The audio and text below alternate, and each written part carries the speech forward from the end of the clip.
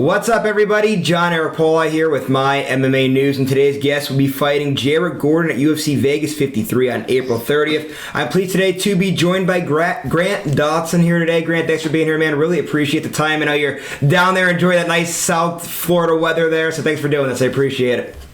Yeah, man, anytime. Thanks for having me.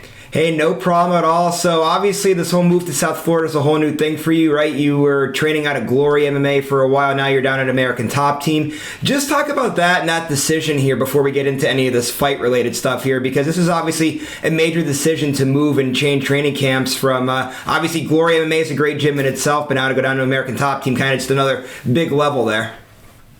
Yeah, man, the decision really came down to, I wasn't very happy in Missouri anymore. The weather was just terrible, and I was there for 8 years, and so I was kind of just running into the same thing every single day, the monotony every single day, the same faces, and I just wanted to change it up, and I think it was a very, very good decision. I love the weather out here. I love the people out here, and the training is just world class. So I'm really happy that we're here. Me, my girlfriend, and my best friend are all down here, so couldn't be happier.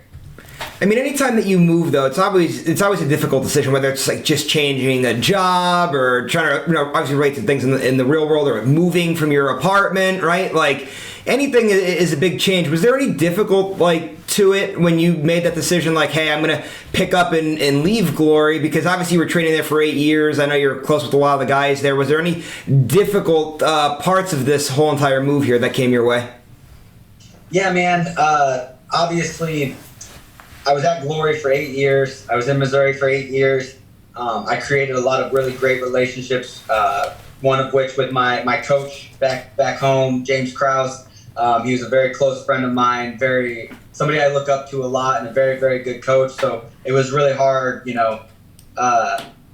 moving and leaving. But I do believe that when there's something that you have to do for yourself to progress your life and to do better, I think that you have to do it. And it's not going to be easy. It'll never be easy. I got out of my comfort zone. I made big changes, and I'm hoping for big results. So it was difficult. It was hard, but it was also the right thing to do. And, right, American Top Team, we know from just, the fans obviously know it's one of the best gyms in the world, but I could tell you just from my standpoint, right, of interviewing fighters over the years here, every fighter has nothing but great things to say about it, and fighters that are in situations that you're in, they've said man, I thought I was a great fighter beforehand, now I'm just learning so much, and these guys that I'm training with every day are just making me so much better. How has this move, I know it's fairly new to you, obviously it's your first training camp down there, but how has this move so far just helped you in your mind to grow and evolve as a fighter? Yeah, it's hard to not, when you have a good day here, it means so much more, because the worst dudes on the team are still world class and still super good. And I'm taking a lot more licks, I'm taking a lot more bruises. But when I do get my wins, when I do get things that click and start working together, I know that it's going to work inside the cage, and I know it can work at the highest level because I'm doing it on guys that are at the highest level. And not to say that I didn't believe that or know that before, but it's just so nice to actually see it work, see it, progress my game, and then also learning new things and having to do different things because people are so good here and they catch on to things so fast. You got to constantly evolve your game and hone your skills. So I definitely think that I'm getting a lot better, and I definitely think on April 30th you're going to see the best Grant Dawson. And we're looking forward to seeing that. Now, one last thing here before we actually get into some fight-specific things here. So on the ATT lines, obviously, they have a number of great coaches in that gym, a number of high-level athletes. Who are some of the coaches that you've been working with, and who are some of the training partners that you've been working with? So my head coach is Mike Brown. My striking coach is Thiago Alves. And then my main training partner has been Thiago Moises. And all of these guys are just super great. They're amazing coaches, amazing training partners. They welcomed me in with open arms. They run my camp. I couldn't be more happier and more pleased with the level of love that I'm getting and the level of camaraderie that I'm getting here. It's been absolutely great. World-class facility. And honestly, I know I keep saying this, but I'm so happy up here, and it's so nice to be excited about training again and leave training like, man, I need to work on this, this, and this. And then on the good days, leaving training feeling like $100. So, everything's great. I'm super happy, and I cannot wait to show the improvements that I've made in these short 2 months. And with all that being said, I know it's going to be a rhetorical question because I'm sure the answer is going to be fantastic, but how's training camp going down there? Obviously, it's your first one with the team there. So how's your camp been? Oh, it sucks. No, it's great. It's great, man. This camp has been super smooth. I only got about 5 weeks of notice for this fight. However, I've been training super hard before that, so really this is like a 2-month camp for me. My weight's coming down really well. I'm getting lots of sunlight. I'm feeling great. I'm not getting sick. And that was one of the things in Missouri with the way the weather is. It's cold one day and warm one day, and it just kind of goes up and down. I would get sick every fight camp. And so far, we're 3 weeks out, and I haven't even gotten a cold. So I'm really happy about that. I'm getting a lot more sunlight. I'm getting a lot more tan. I'm getting tan, so that's nice. Y'all might not even recognize me in the cage anymore. I said that's always the big positive thing about training down there too. Beach close by, warm weather all year round. But let's get into this matchup here a little bit. You said, right, you took the fight on 5 weeks' notice. We know that Jared's been obviously calling for Patty the Batty for such a long time now. Just kind of how did this matchup exactly all come about? Because like you said, it only happened on 5 weeks' notice. Yeah, so he was supposed to fight, I can't remember the guy he was supposed to fight. Short, explosive dude, Alvarez, something, I think. Rafael Fiziev, was it? I think it was. Was that who it was? Was the Russian guy? No, it was the jiu-jitsu guy with with a really good guillotine. It doesn't matter. He broke his hand and he had to back out, so I stepped up to replace him. I love the matchup. I absolutely love this fight. I think I've met Jared a couple of times. I think we both fought in Abu Dhabi and we kind of ran into each other a couple of times. Super good guy. Super nice, very, very good fighter. He's probably the most well-rounded fighter that I've fought, other than maybe Leonardo Santos. He's very tough, very good cardio, and I think this is a really good test for me to show that Ricky Glenn fight was a fluke and a one-time thing. I love the matchup. I like Jared Gordon a lot, and I think that this is going to be a real fight of the night contender. And Jared too, right? He's a great guy in terms of like what he does outside the octagon. I know he's always telling his story and his background. I know he had some problems that he was able to overcome, and he's kind of been a voice for a lot of people struggling. So that's a great thing with him too, as opposed to being a great well-rounded fighter, like you said. But giving on what you just said there, right? He's a well-rounded fighter. He has great cardio. It's going to be a tough test. What's it going to take then to get a win over a guy like this who is well-rounded and possesses all those traits that he has? Man, I don't think I really have to change much.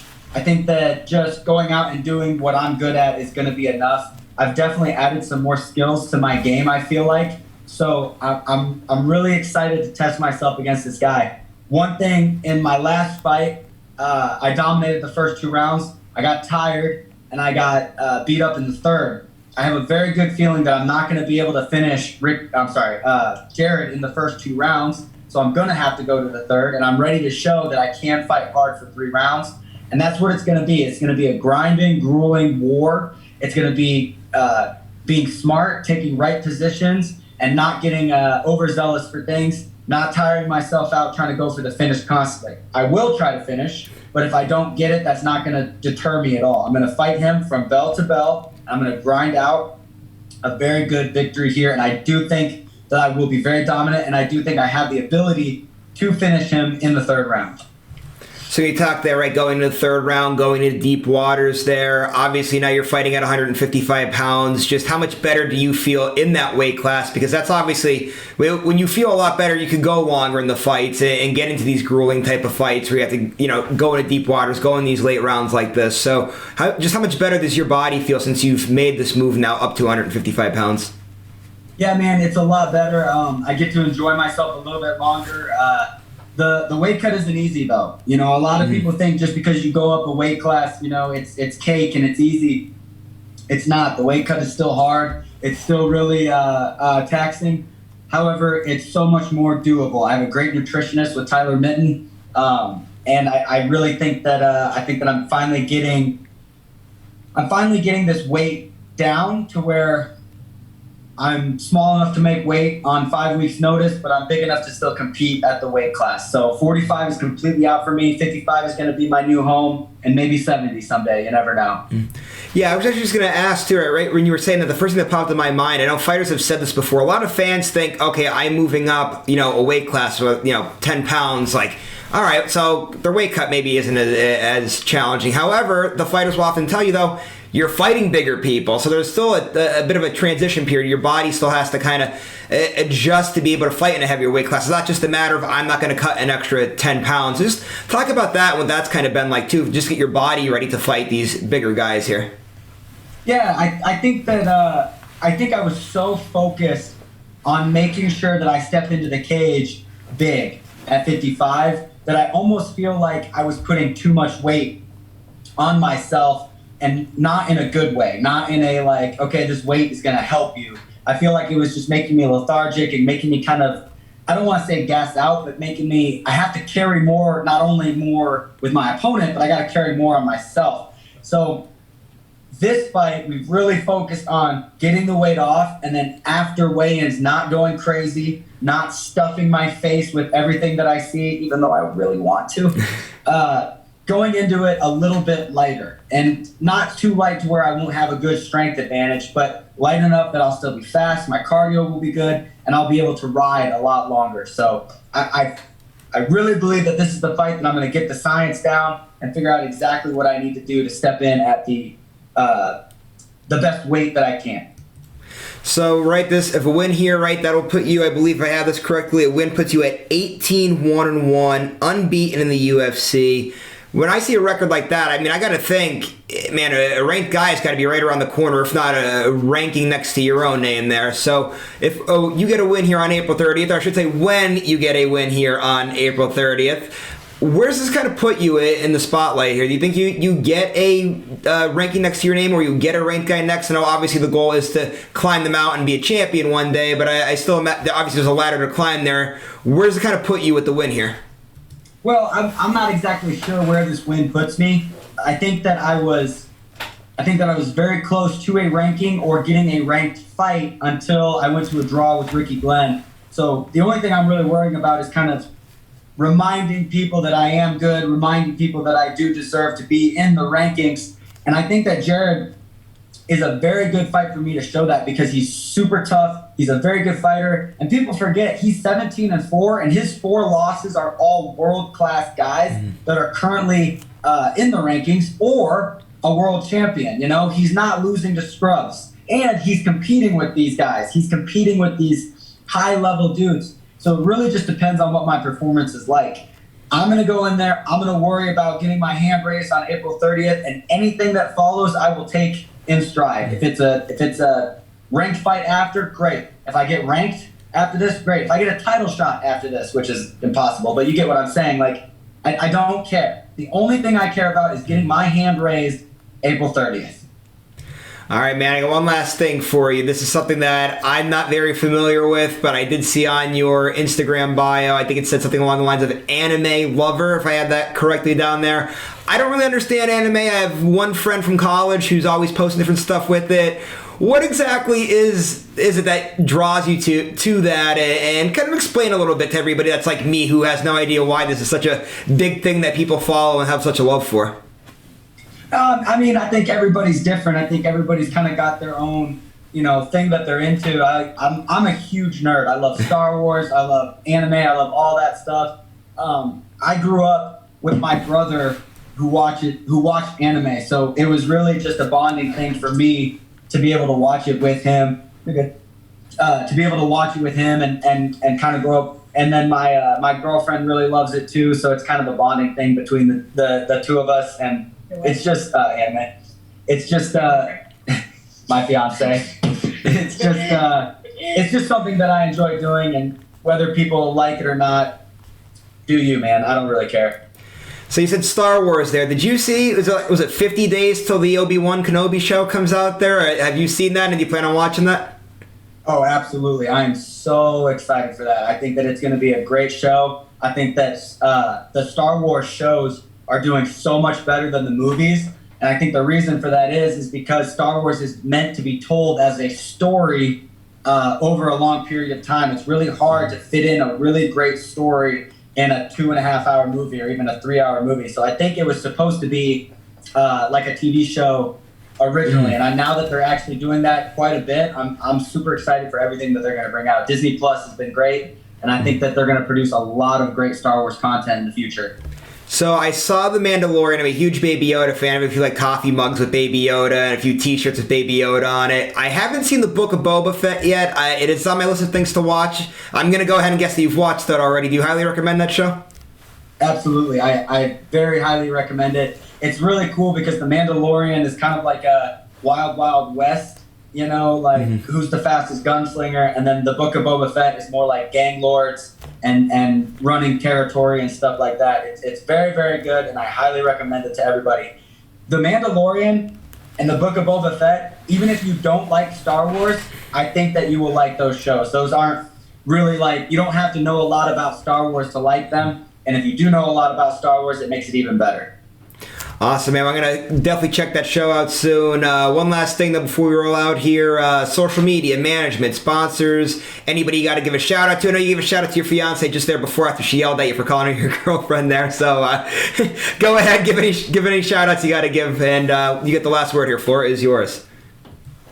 Hey guys, just follow me on Instagram. I don't really get on Twitter and I don't really get on Facebook, but if you want to get a hold of me, follow me on Instagram. I just want to say a big thank you to ATT and my coaches, Mike Brown, Coach Tiago Alves, and my main training partner, Tiago Moises. These guys have been great. They've welcomed me in with open arms. I feel like I've been a part of this gym for years because of how great everybody's been. So thank you guys so much. All right, guys, that was Grant Dawson. Grant, thanks so much for all the time here today, man. Really appreciate it. Again, Grant fights Jarrett Gordon at UFC Vegas 53 on April 30th. So make sure you guys check that fight out. Make sure you're checking out MyMMANews.com for all of our great work. And also, one last thing before we're out, just to remind you guys, if you like today's interview, please go to the bottom, give it a thumbs up, and please subscribe to this YouTube channel if you haven't done so already. We'll see you later, everybody.